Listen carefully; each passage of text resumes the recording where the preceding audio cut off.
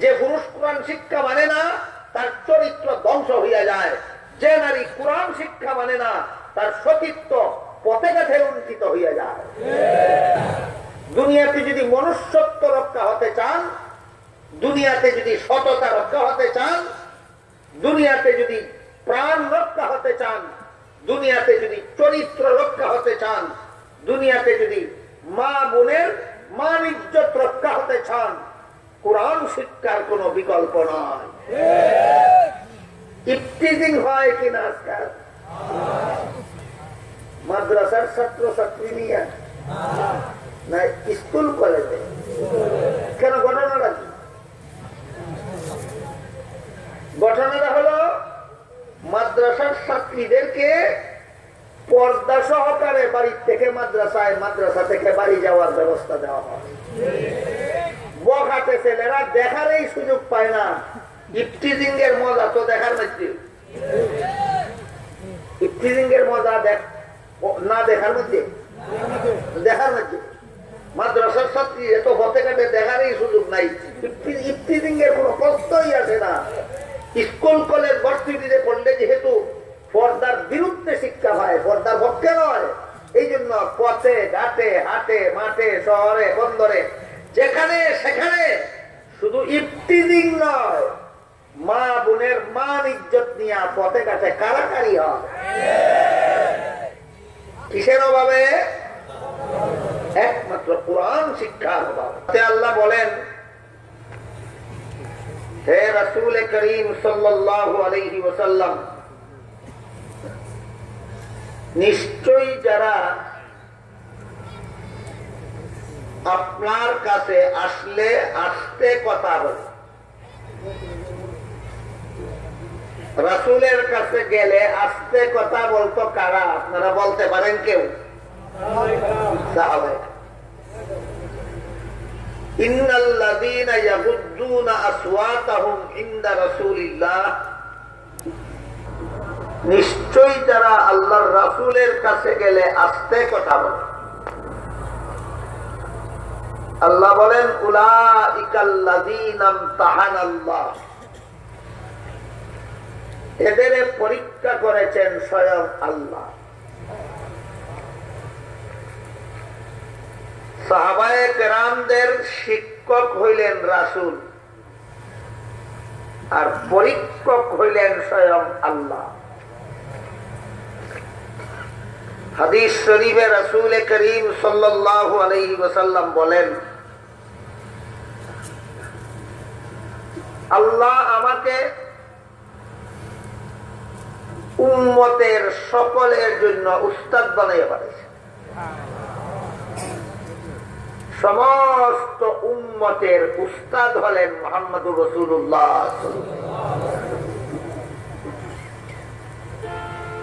আমরা রাসূলের সমস্ত উম্মতেরা তার ছাত্র। দুই রকমের ছাত্র, একরকম ছাত্র ডাইরেক্ট, আর একরকম ইনডাইরেক্ট। রাসূলের ডাইরেক্ট ছাত্র, সরাসরি ছাত্র ছিলেন সাহাবায়ে কেরাম। সাহাবায়ে কেরামদেরকে আল্লাহ রাসূল সরাসরি লেখাপড়া করেছে। আর সাহাবা ছাড়া উম্মতের বাকি অংশটাও রাসূলের ছাত্র সাহাবাগণের মাধ্যমে। সাহাবাগণ হইলেন রাসূলের সরাসরি ছাত্র, আর আমরা রাসূলের ছাত্র সাহাবাগণের মাধ্যমে। এই সরাসরি ছাত্র সাহাবায়ে কেরামদের সংখ্যা ছিল প্রায় ১.৫ লক্ষ। এদেরকে আল্লাহর রাসূল দীর্ঘ ২৩ বছর লেখাপড়া করেছে। রাসূলের সরাসরি ছাত্র সাহাবায়ে কেরাম, এদের সংখ্যা ১.৫ লক্ষ। এদেরকে আল্লাহ রাসূল লেখাপড়া করাইছেন কতদিন? ২৩ বছর। লেখাইছেন ও পড়াইছেন। এই 23 বছরে মুহাম্মদুর রাসূলুল্লাহ সাল্লাল্লাহু আলাইহি ওয়াসাল্লাম তার 1.5 লক্ষ ছাত্রদেরকে একটা মাত্র কিতাব পড়াইছেন। কতগুলি কিতাব? একটা মাত্র কিতাব পড়াইছেন। সেই কিতাবটা হলো কোরআন শরীফ। সেই কিতাবটা হলো একটা মাত্র কিতাব পড়াইলেন মুহাম্মদুর রাসূলুল্লাহ উস্তাদ 1.5 লক্ষ সাহাবা তার সরাসরি ছাত্র। কতজন? কতদিন লেখাপড়া করাইছেন? কত কিতাব? এবার বলুন কেন জগতের সব কিছু এই কিতাবের ভিতরে আছে? কোরআন যে শিখল সে জগতের সবকিছু শিখল, যে কোরআন শিখল না সে কিছুই শিখল না। কোরআনে আল্লাহ পাক রব্বুল আলামিন মানুষের জীবনের সমস্যাগুলির হয়তো সুস্পষ্ট সমাধান দিয়েছেন, আর না হয় সমাধান পাওয়ার ব্যবস্থা বলে দিয়েছেন। মানব জীবনে এমন কোন সমস্যা নাই যার সুস্পষ্ট সমাধানও কোরআনে নাই, সমাধানের ব্যবস্থাও কোরআনে নাই। এমন কোন সমস্যা সবগুলির অগ্রিম সমাধানের ব্যবস্থা আল্লাহ পাক রব্বুল আলামিন কোরআনের ভিতরে প্রদান করেছেন। এই কথাটা বোঝার মতো একটা উদাহরণ দিচ্ছি।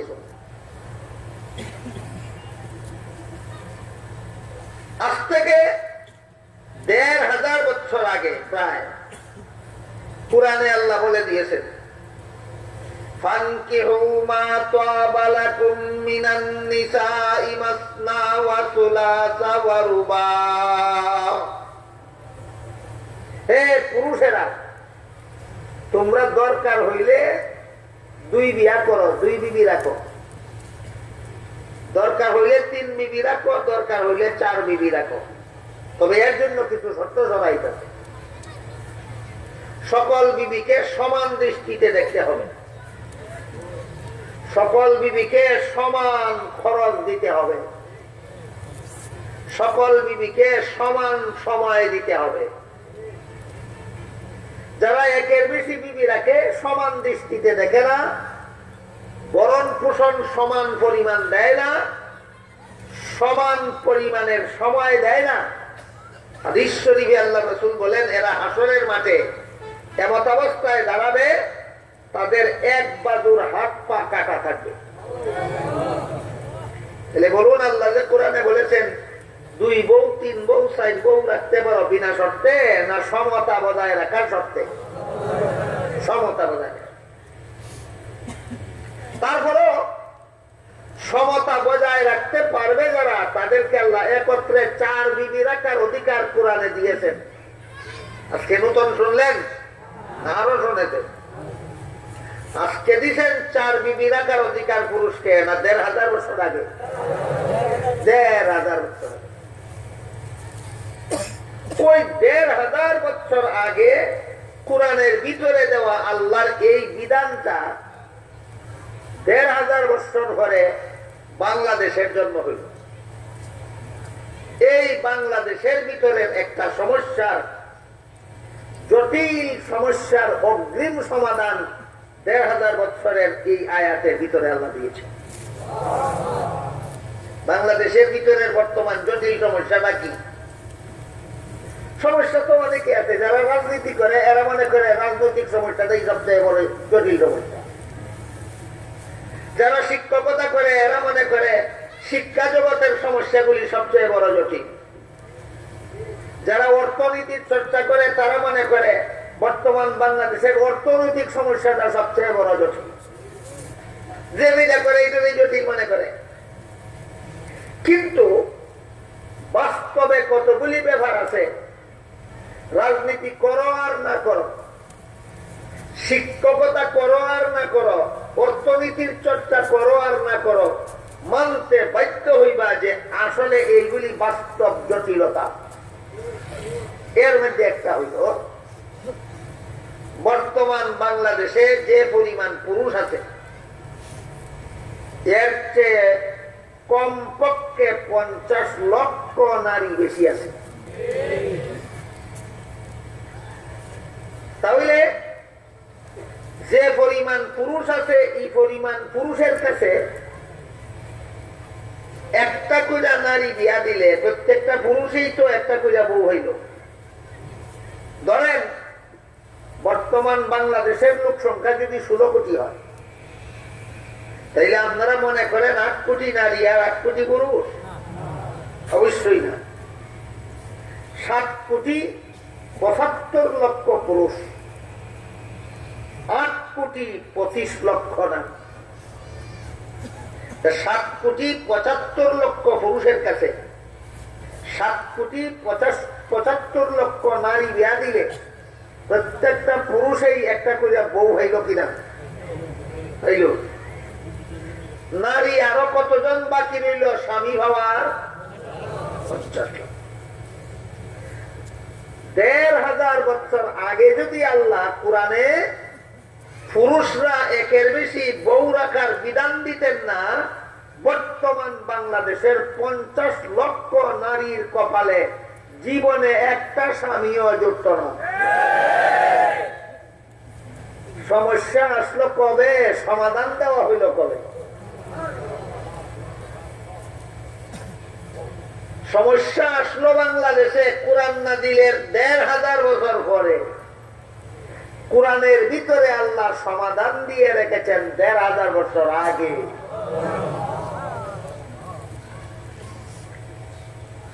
এবার বুঝতে পারলেন কোরআন মানব জীবনের সব সমস্যার সমাধান কেমনে কেমনে হয়। এই জন্য মুহাম্মদ রাসূলুল্লাহ তার ডাইরেক্ট ছাত্র 1.5 লক্ষ 1.25 লক্ষ ছাত্র সাহাবায়ে কেরামকে 23 বছরে শুধুমাত্র কোরআন শিক্ষা দিয়েছেন, আর কোনো কিছু শিক্ষা দেওয়ার দরকারই ছিল না। বুঝতে পারলেন? 23 বছরে মাত্র এক কিতাব পড়াইলেন কেন? এই কিতাবে মানব জীবনের সব সমস্যার সমাধান আছে। এই কিতাবে মানব জীবনের সব সমস্যার সমাধান। আমাদের বর্তমান সমাজের প্রায় সমস্ত বুদ্ধিজীবীরা, প্রায় সমস্ত নারীরা এখন পর্যন্ত বুঝতে পারে না যে পুরুষকে আল্লাহ একের বেশি বউ রাখার অধিকার দিলেন কেন, যেই অধিকার নারীকে দিলেন না। নারীকে একের বেশি স্বামী রাখার অধিকার দিলেন না, তাহলে পুরুষকে কেন একের বেশি বউ রাখার অধিকার দিলেন? বুদ্ধিজীবীরা মাথায় ঢুকে না কেন এই বৈষম্য আল্লাহ করলেন। নারীকে একের বেশি স্বামী রাখার অধিকার দিয়েছেন, দেন পুরুষকে একের বেশি স্ত্রী রাখার অধিকার দিয়েছেন। তাইলে অধিকারের বেলায় সমান সমান করা হইল না বেশ কম করা হইল? কেন আল্লাহ বেশ কমটা করলেন? এই বেশ কমটা মৌলবীরা করছে না আল্লাহ করছে? আল্লাহ কেন এই বেশ কমটা করলেন? আমাদের সমাজের বুদ্ধিজীবীদের চেয়ে আল্লাহ কিছু কম বুঝেন, এই জন্য। বুদ্ধিজীবীরা কি মাতাব্বরিটা করতে চায়? আল্লাহ করছেন বেশ কম আর তারা করতে চায় সমান। আল্লাহ এই বেশ কমটা করলেন। আবারও আমার কথা বুঝে থাকলে আপনারা বলুন, যদি আল্লাহ 1500 বছর আগেই কোরআনের ভিতরে একের বেশি বউ রাখার অধিকার পুরুষদেরকে দিতেন না, তাহলে বর্তমান বাংলাদেশের 50 লক্ষ নারীর কপালে জীবনে একটা স্বামীও জুটত না। তাইলে পুরুষরে একের বেশি বউ রাখার অধিকার দিয়েছেন আল্লাহ কোরআনে কার স্বার্থে? নারীর স্বার্থে। সুতরাং যারা সমান করতে চায় এরা নারীর স্বার্থকে ধ্বংস করতে চায়। আল্লাহ বেশ কম করছেন নারীর স্বার্থে, সুতরাং যারা সমান করতে চায় এরা নারীদের স্বার্থকে ধ্বংস করতে চায়। এখন বলেন 23 বছরে 16 লক্ষ ছাত্রদেরকে কতটা বই পড়ানি দরকার ছিল? অনেকগুলি পড়ানির দরকার ছিল না? একটা কিতাব পড়ানি যথেষ্ট ছিল? বুঝে আসছে কথাটা? তাই মুহাম্মদুর রাসূলুল্লাহ সাল্লাল্লাহু আলাইহি ওয়াসাল্লাম লক্ষাধিক ছাত্রদেরকে 23 বছরে একটা মাত্র কিতাব পড়াইলেন। এতক্ষণের কথা বুঝে থাকে বলুন, এই কিতাবে মানব জীবনের কোন সমস্যার সমাধান জানায়? হয়তো সরাসরি সমাধান আছে, আর না হয় সমাধানের ব্যবস্থা দেওয়া। ব্যবস্থাটার আলোচনা আজকে আমি করতে পারবো। আমি আগেই বলেছি আমার স্বাস্থ্য খুব খারাপ, গলাও খুব খারাপ, কথা বলতে গলায় মুখে একসাথে ব্যথা হয়। শুধু আজকের মতো এতটুকু মনে রাখি যে আল্লাহ কোরআনের ভিতরে মানব জীবনের সব সমস্যার হয়তো সরাসরি সমাধান দিয়েছেন, আর না হয় সমাধানের ব্যবস্থা দিয়েছেন।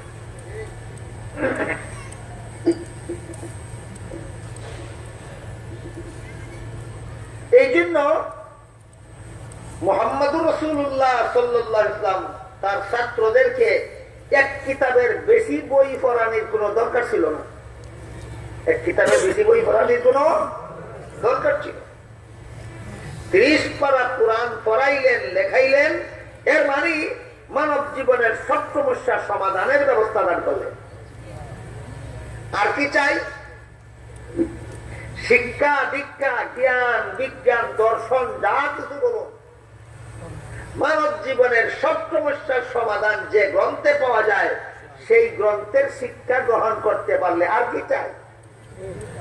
আর তো কিছুই দরকার নাই। এই জন্য রাসূল সাহাবাদেরকে 23 বছরে মাত্র একটা কিতাব পড়াইলেন, কোরআন শরীফ।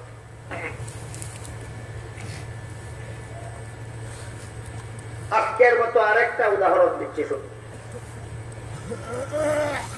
এই কোরআন শরীফ, কোরআন শিক্ষা তথা মাদ্রাসা শিক্ষা,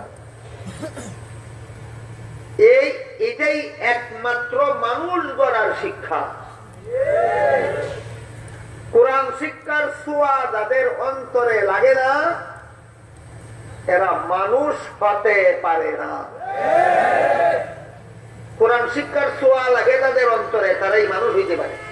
যাদের অন্তরে কোরআন শিক্ষার ছোঁয়া লাগে না, পরশ লাগে না, এরা মানুষ হতে পারে না, জানোয়ার হইয়া যায়। কেমনে জানোয়ার হইয়া যায় দেখো। এক দুইটা পুরাতন উদাহরণ দেব, আর কিছু নতুন উদাহরণ দেব। পুরাতন উদাহরণগুলির মধ্যে একটা উদাহরণ হইল ডক্টর আহমদ শরীফ।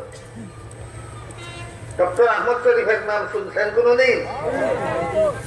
মরণের আগে ওসিয়ত করে গেল যে আমি মরলে আমার লাশ গোসল দিবা না, কাফন পরাইবা না, জানাজা করবা না, গুরুস্থানে দাফন করবা না, হাসপাতালে দান করে দিবা। মরা লাশকে গোসল দেয়, কাফন পরায়, জানাজা করে, দাফন করে ধর্মান্ধরা। আমি ধর্মান্ধ না। যারা ধর্ম পালন করে এরা অন্ধ,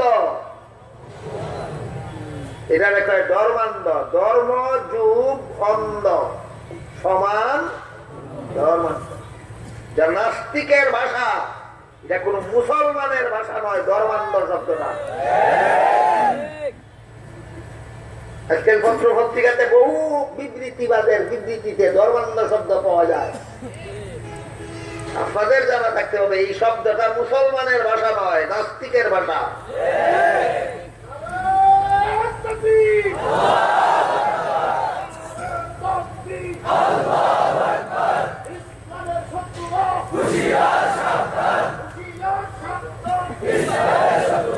যারা ধর্ম পালন করে এরা কি অন্ধ না ধর্মই আলো?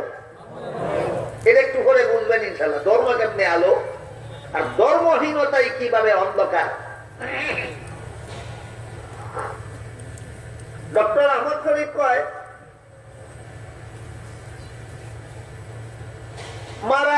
মরা লাশকে গোসল দেওয়া ধর্মান্ধদের কাজ, কাফন পরানি ধর্মান্ধদের কাজ, জানাজা পড়া ধর্মান্ধদের কাজ, গুরুস্থানে দাফন করা ধর্মান্ধদের কাজ। আমি ধর্মান্ধ না, আমাকে এইগুলি করবা না, আমার লাশ হাসপাতালে দান করে দেবা। তাই করা হয়েছিল। আহমদ শরীফের ফসা গলা লাশ হাসপাতালেই দেওয়া হয়েছিল। তার নসিবে গোসল জুটেনি, কাফন জুটেনি, জানাজা জুটেনি, গুরুস্থান জুটেনি। আমি আপনাদের জিজ্ঞাসা করি, কোন কুত্তা মরলে কেউ গোসল দেয়, কাফন পরায়, জানাজা পড়ে, দাফন করে? কুত্তা মরলেও গোসল নাই, আহমদ শরীফ পড়লেও গোসল নাই। কুত্তা মরলেও জানাজা নাই, আহমদ শরীফ পড়লেও জানাজা নাই। কুত্তা মরলেও কাফন নাই, আহমদ শরীফ পড়লেও কাফন নাই। কুত্তা মরলেও গুরুস্থান নাই, আহমদ শরীফ পড়লেও গুরুস্থান নাই। কিসের অভাবে? শিক্ষার অভাবে না কোরআন শিক্ষার পরশ পাওয়ার অভাবে? সুতরাং কোরআন শিক্ষাই একমাত্র মানুষ গড়ার শিক্ষা। একটা উদাহরণ দিলাম, আমার শরীর খুব খারাপ, খুব তাড়াহুড়া করে শেষ করার চেষ্টা করি। 2 নম্বর উদাহরণ,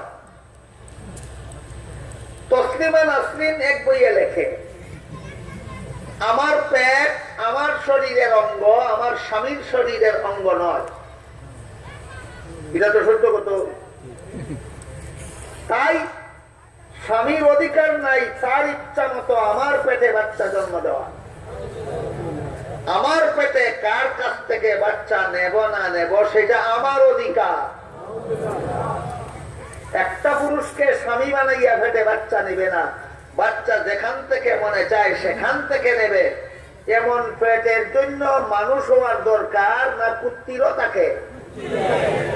তাহলে তসলিমার পেটে আর কুত্তির পেটে ব্যবধান কোথায়?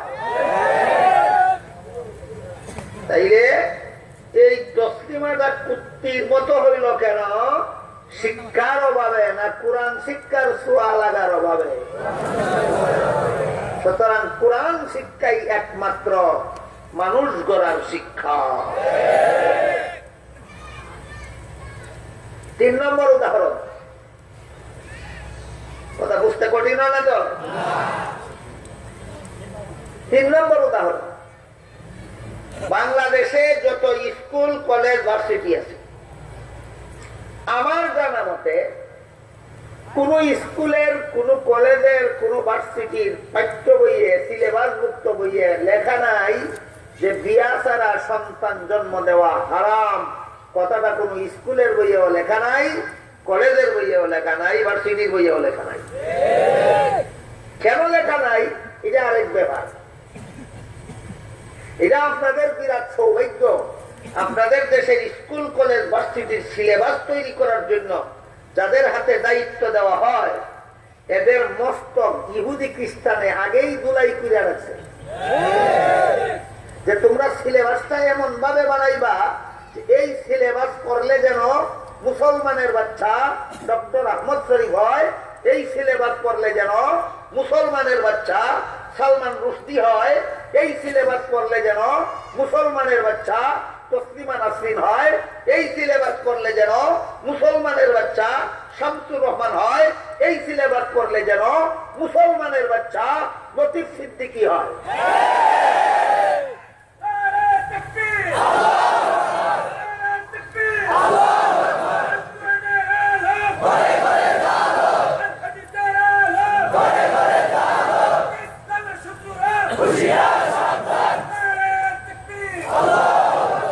এইটা আমাদের বিরাট সৌভাগ্যের ব্যাপার যে আপনাদের স্কুল কলেজ ভার্সিটির সিলেবাসটা তৈরি করার জন্য এমন সমস্ত বুদ্ধিজীবী শিক্ষাজীবীদের দায়িত্ব দেওয়া হয় যারা পরিকল্পিতভাবেই সিলেবাস তৈরি করে। এই সিলেবাস পড়লে যেন মুসলমানের বাচ্চা মুসলমান হতে না পারে, এই সিলেবাস পড়লে যেন মুসলমানের বাচ্চা নাস্তিক মুরতাদ হতে পারে, এই মর্মে যাদের মস্তক ইহুদি খ্রিস্টানের ধুলাই করে রাখছে, ইহুদি খ্রিস্টানের এই সমস্ত 5-8 গোলামদের হাতে 85 জন মুসলমানের দেশের সিলেবাস তৈরির দায়িত্ব দেওয়া হয়। এটা আপনাদের সৌভাগ্যের ব্যাপার না দুর্ভাগ্য? কত বড় দুর্ভাগ্য একটা জাতির জন্য এটা বুঝাবার মতো ভাষা আমার কাছে নাই। কাজেই বাংলাদেশের কোন স্কুলের বইয়ে, কোন কলেজের বইয়ে, কোন ভার্সিটির বইয়ে লেখা নাই বিয়া ছাড়া সন্তান জন্ম দেওয়া হারাম, কথাটা লেখা নাই। এই কথাটা লেখা আছে একমাত্র মাদ্রাসার সিলেবাসভুক্ত বই, শুধুমাত্র মাদ্রাসার সিলেবাস। কিন্তু এত সত্ত্বেও বাংলাদেশের স্কুল কলেজ ভার্সিটি পড়ুয়া প্রতি লক্ষ মুসলমান ছাত্র ছাত্রীদের ৯৯,৯৯৯টা ছাত্র ছাত্রী মনে প্রাণে বিশ্বাস করে জীবনভর মেনে চলে বিয়ে ছাড়া সন্তান জন্ম দেওয়া হারাম। বিশ্বাসও করে, মেনেও চলে। প্রতি লক্ষ ছাত্র ছাত্রীদের ৯৯,৯৯৯ জন বিয়া ছাড়া সন্তান জন্ম দেওয়া হারাম কথাটা বিশ্বাসও করে, মানেও। সিলেবাসে পাইছিল, এটা বিশ্বাস করে কেন? কোরআন শিক্ষার ছোঁয়া পাইছে। স্কুলে কোরআন শিক্ষা পাইছে, কলেজে কোরআন শিক্ষা পাইছে, ভার্সিটিতে কোরআন শিক্ষা পাইছে। আলেমদের সাথে সমাজে চলাফেরা করিয়া কোরআন শিক্ষিত আলেমদের পরশ পাইয়া এই কথাটা বিশ্বাস করে এবং মেনে চলে। কোরআন শিক্ষা পাইয়া না কোরআন শিক্ষার ছোঁয়া পাইয়া? কোরআন শিক্ষার ছোঁয়া পাইয়া। প্রতি লক্ষ স্কুল কলেজ ভার্সিটি পড়ুয়া ছাত্র ছাত্রীদের কতজন কইছি? ৯৯,৯৯৯। বাদ গেল কজন? লাখের একজন বাদ গেল কেন? লতিফ সিদ্দিকীর জন্য। লাখের একজন বাদ গেল কেন? ডক্টর আহমদ শরীফের জন্য। লাখের একজন বাদ গেল কেন? শামসুর রহমানের জন্য। এই জন্য লাখের ৯৯,৯৯৯ জন বলেছি। বাংলাদেশের স্কুল কলেজ ভার্সিটি পড়ুয়া মুসলমান ছাত্র ছাত্রীদের প্রতি লাখ মুসলমান ছাত্র ছাত্রীদের ৯৯,৯৯৯ জন ছাত্র ছাত্রীকে এখনো ইহুদির পাঁচাটা দালালেরা, খ্রিস্টানদের পাঁচাটা দালালেরা এখনো নাস্তিক বানাইতে পারলো না কেন? মুরতাদ বানাইতে পারলো না কেন? কোরআন শিক্ষার ছোঁয়া লাগার কারণে। সুতরাং কোরআন শিক্ষাই হলো একমাত্র মানুষ গড়ার শিক্ষা। কত নম্বর উদাহরণ? ৩ নম্বর। ৪ নম্বর উদাহরণ, বর্তমান দুনিয়াতে যত ইহুদি খ্রিস্টানের দেশ আছে সবগুলি ইহুদি খ্রিস্টানের দেশের শিক্ষা ব্যবস্থা এত উন্নত মানের যে তাদের দেশে কোনো একজন নাগরিক অশিক্ষিত থাকার কোনো সুযোগই নেই। প্রত্যেকটা সন্তানকে ৬ বছর বয়সে স্কুলে লেখাপড়ার জন্য ভর্তি করাইতে হয়, ১৭ বছর বয়স পর্যন্ত একটানা লেখাপড়া চালাইতে হয়। কোন মা বাবা যদি, কোন সন্তানের মা বাবা যদি ৬ বছর থেকে ১৭ বছর পর্যন্ত সন্তানের লেখাপড়া বন্ধ করে সরকার মা বাবাকে জেলখানায় বন্দি করে রেখে ওই বাচ্চাকে সরকার নিজ দায়িত্বে লালন পালন করে লেখাপড়া করায়। বুঝে থাকলে বলেন তাদের দেশের শিক্ষা ব্যবস্থা নড়বড়ে না শক্তিশালী? শক্তিশালী। অথচ বাংলাদেশে এখনো যদি কোনো সন্তানের বাবা ইচ্ছা করে আমার সন্তানকে কোনো লেখাপড়া জীবনে করাইব না, এখনো যে কোনো মা বাবা তার সন্তানকে গণ্ড মূর্খ বানাবার সুযোগ আছে। ইহুদি খ্রিস্টানদের দেশে এই সুযোগ নাই। ইহুদি খ্রিস্টানদের দেশে এমন সুযোগ নাই। তাদের দেশের শতকরা ১০০ জন শিক্ষিত, শতকরা ১০০ জন। কিন্তু তাদের দেশের সন্তানের জন্মের সময় যে জন্ম নিবন্ধন হয়, সরকারি অফিসে যে সন্তানের জন্ম তারিখ রেজিস্ট্রেশন হয়, সবগুলি সন্তানের জন্ম নিবন্ধন হয় মায়ের নামে, বাপের নামে। একটা সন্তানেরও জন্ম নিবন্ধন হয় না। আমার চোখের দেখা কয়েকটা ইহুদি খ্রিস্টানের দেশ একই অবস্থা দেখেছি। অন্যান্য ইহুদি খ্রিস্টানের দেশের খবর নিয়েছি, একই অবস্থা। ইহুদি খ্রিস্টানদের দেশে মানুষের সন্তানের জন্ম নিবন্ধন বাপের নামে হয় না, মায়ের নামে হয়। কারণ তাদের রাষ্ট্রীয় আইনে বিয়া ছাড়া সন্তান জন্ম দেওয়া হারাম নয়। রাষ্ট্রীয় আইনে বিয়া ছাড়া সন্তান জন্ম দেওয়া হারাম নয়। কাজেই যে কোনো নারী যে কোনো পুরুষের সাথে যে কোনো রাত্রি যাপনের অবাধ অধিকার, যে কোনো নারী যে কোনো পুরুষের সাথে যে কোনো রাত কাটাবার অধিকার অবাধ।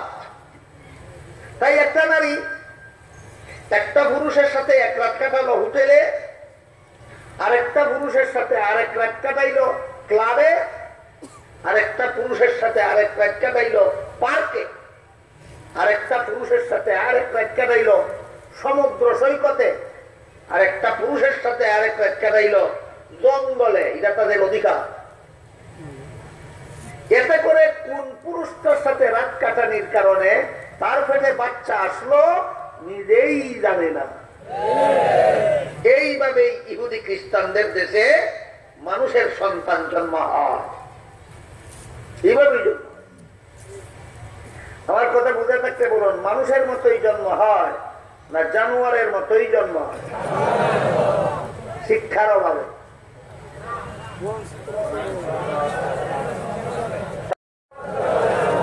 শিক্ষার অভাবে না কোরআন শিক্ষার অভাবে? আবারও প্রমাণ হইল কি, মানুষ গড়ার শিক্ষা একমাত্র কোরআন শিক্ষা। এখন বলেন আপনারাই মাদ্রাসা থাকলে কি হয়, না থাকলে কি হইব? এটাই তো বলতে চাইছিলাম, এটাই তো আমার আলোচ্য বিষয়। মাদ্রাসার সম্মেলনে আসলেন, এখান থেকেই বুঝে যেতে হবে যে দেশে মাদ্রাসা আছে এই দেশে মানুষের বাচ্চা মানুষের মতো জন্ম হয়। যে সব দেশে মাদ্রাসা নাই ওই সব দেশে মানুষের বাচ্চা কুত্তার বাচ্চার মতো জন্ম হয়। বুঝে থাকতে বলেন মাদ্রাসা থাকলে কি হয়? হ্যাঁ, আদম সন্তান মানুষ হয়। মাদ্রাসা না থাকলে আদম সন্তান জানোয়ার হয়। আদম সন্তান জানোয়ার। এই পর্যন্তই কথা শেষ নয়। যে কোনো দেশের যে কোনো নাগরিক, বিশেষ করে মুসলিম দেশের মুসলিম নাগরিক সৎ হবে না অসৎ হবে নির্ভর করে একমাত্র কোরআন শিক্ষার ছোঁয়া পাইল কি না পাইল না এটার উপর। মুসলমান দেশের মুসলমান নাগরিক হইয়াও যদি কোরআন শিক্ষার পরশ পায় না, যত বড় শিক্ষিত হবে তত বড় অসৎ হতে বাধ্য। যত বড় শিক্ষিত হবে তত বড় জালিয়াতিকারী হতে বাধ্য। যত বড় শিক্ষিত হবে তত বড় দুর্নীতিবাদ হতে বাধ্য। আপনারা যে দেশে বাস করেন, এই দেশের রিক্সার ড্রাইভারেরা বড় দুর্নীতিবাজ না বড় বড় বুদ্ধিজীবীরা বড় দুর্নীতিবাজ? কারণ কি? কোরআন শিক্ষার পরশ না ভাইলে যত বড় শিক্ষিত হবে তত বড় দুর্নীতিবাজ। এটা বুঝবার জন্য একটা উদাহরণ দেখি। আমি একবার এইরকম এক মাহফিল থেকে বাড়ি যাওয়ার পথে রেলে যেতে হয়। রেল স্টেশনে গিয়া দেখি টিকিট কিনতে গেলে গাড়ি ছেড়ে দেয়, আর গাড়ি ধরতে গেলে টিকিট কিনা যায় না। অনেকদিন আগের কথা। তখন গাড়িতে টিকিট চেক করার জন্য সরকারি বেতনভোগী চেকার থাকতো, তারে টিটি বলা হইতো। আমি মনে করলাম টিকিট করতে না পারলে অসুবিধা নাই, গাড়ির ভিতরে টিটির কাছ থেকে টিকিট নিয়ে নেবো, ভাড়া দিয়ে দেবো। উঠে গেলাম গাড়িতে। টিটি সাহেবকে বললাম, টিটি সাহেব আমাকে একটা টিকিট বানায় দেন, যা ভাড়া হয় নিয়ে যান। ইনি বলেন টিকিট বানাইয়া দেওয়া যাবে না। অথচ মানে দিবার জন্যই সরকারে তারা বেতন দিয়ে রাখছে। যে ডিউটির জন্য সরকারি বেতন খায় এই ডিউটি আমাকে বলে করা যাবে না। আমি বললাম কেন? বলে টিকিট বানায় দিলে শুধু ভাড়া দিলে হবে না, বিনা টিকিটে গাড়ি চলার জরিমানাও দিতে হবে। আমি বললাম জরিমানাও দেব, ভাড়াও দেব, টিকিটটা বানায় দেন। আগে খুব কঠোর ভাষায় কথা বলছিল না, টিকিট বানায় দিতে গেলে বা উচিত ভাড়া দিলেই শুধু হবে না, জরিমানাও দিতে হবে। কথাটা কি নরম না শক্ত? আমি তখন বললাম জরিমানাও দেব, ভাড়াও দিব, টিকিট বানায় দেন। তখন বাসা করছে নরম, বলে হুজুর আপনার ভাড়াও 16 আনা দিতে হবে না, জরিমানাও লাগবে না, টিকিট ছাড়া যা মনে চাই দিয়া দেন। ভাড়াও লাগবে না, উচিত ভাড়াও লাগবে না, জরিমানাও লাগবে না, টিকিট ছাড়া যা মনে চাই দিয়া দেন। এটা কি সৎ না অসৎ? এই একটা অসৎ সরকারি কর্মচারী বাংলাদেশে ছিল তখন, বর্তমানে আর একটাও নাই।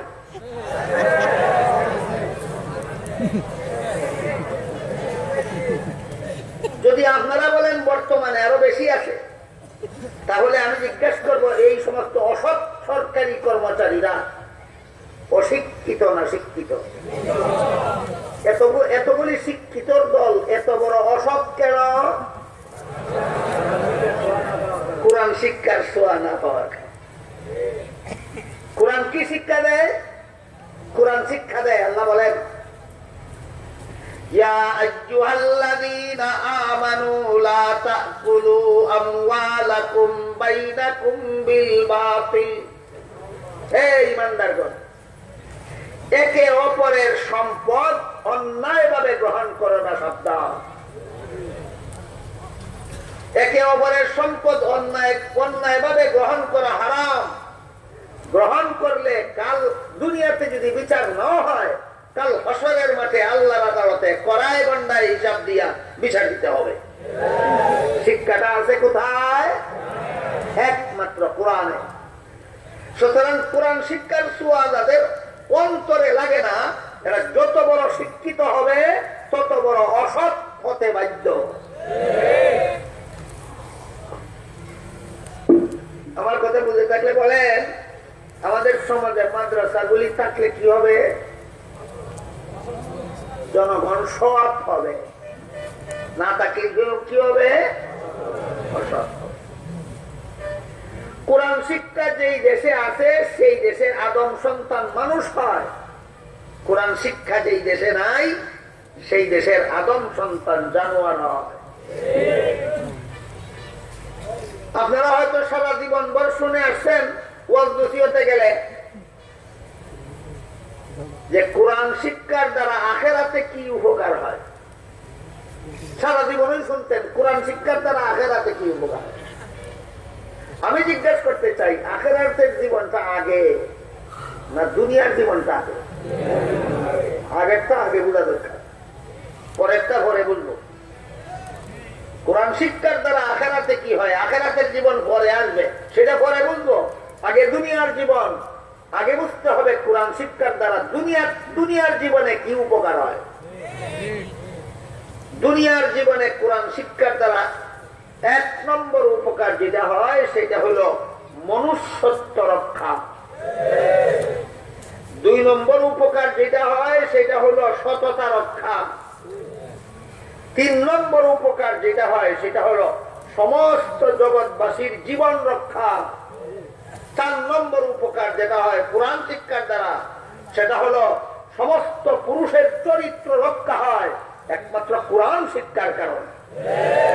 5 নম্বর উপকার যেটা হয় সেটা হলো সমস্ত নারীদের সতীত্ব রক্ষা হয় একমাত্র কোরআন শিক্ষা যে মানে তার। তাই আল্লাহ পাক রব্বুল আলামিন আপনাদেরকে আমাদেরকে মরণ কামড় দিয়া এই দেশে মাদ্রাসা শিক্ষাকে ধরে রাখতে হবে। মরণ কামড় দিয়া ধরে রাখতে হবে। মাদ্রাসার শিক্ষার বিরুদ্ধে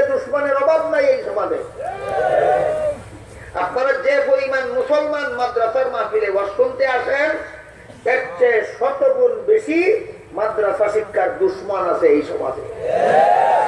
এরা মাদ্রাসা শিক্ষাকে দেখতে পারে না, মাদ্রাসা শিক্ষাকে সইতে পারে না, এরা মাদ্রাসা শিক্ষাকে বরদাস্ত করতে পারে না। তার কারণ মাদ্রাসা শিক্ষা চালু থাকলে পথে ঘাটে নারীর সতীত্ব নিয়ে খেলা করা যাবে না। মাদ্রাসা শিক্ষা চালু থাকলে দুর্নীতি করে সরকারি সম্পদ আত্মসাৎ করা যাবে না।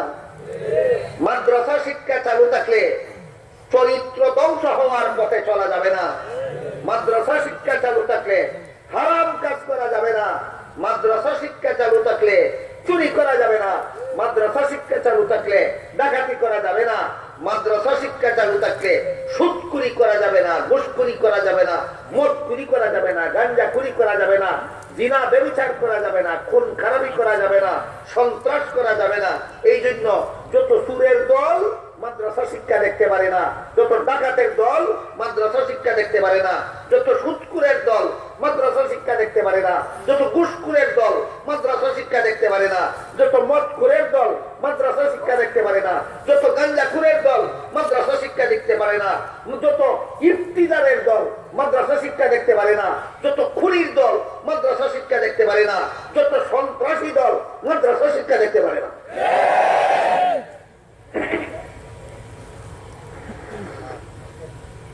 আল্লাহ আপনাদের আমাদের দুনিয়ার জীবনে এতগুলি স্বার্থ রক্ষার জন্য এই মাদ্রাসা শিক্ষাকে ধরে রাখার তৌফিক দান করুন। সবাই বলুন আমিন। সুবহান রাব্বিকা রাব্বিল ইজ্জাতি আম্মা ইয়াসিফুন ওয়া সালামুন আলাল মুরসালিন আলহামদুলিল্লাহি রাব্বিল আলামিন।